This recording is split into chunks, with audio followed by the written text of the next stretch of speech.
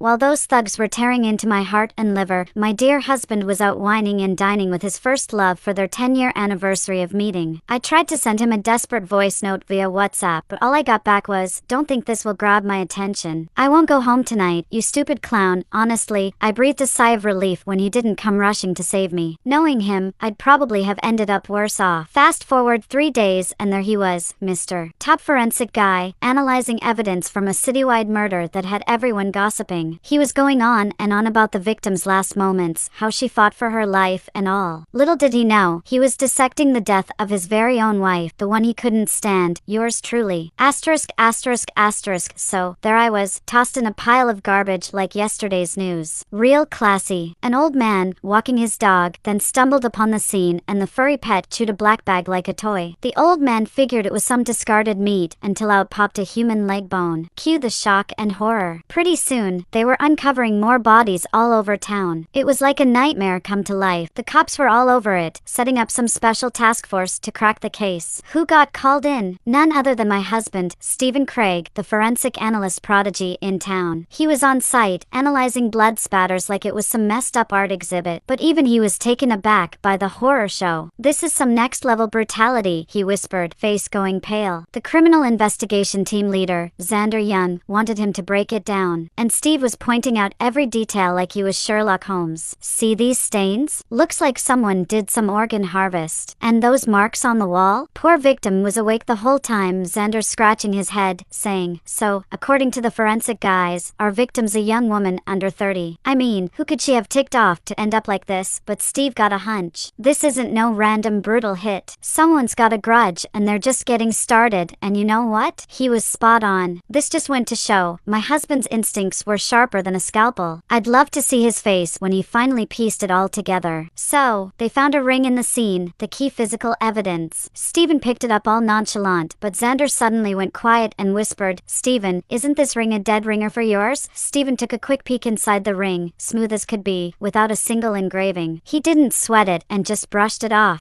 It's probably just the same style. These rings were everywhere back then, you know. Once he was done, he lingered by the scene entrance for a while, lost in his thoughts. After a bit of contemplation, he glanced down and dialed my phone. It rang for a few seconds before he quickly hung up, no second thoughts. Look at her, acting all high and mighty after throwing fits every day. Whatever she isn't picking up, it's not her, though. He was so sure of himself because our wedding ring had engravings on it. But seriously, my husband, being the forensic whiz that you are, shouldn't you know that metal engravings are the first to go? It only took me 6 months to buff out our initials.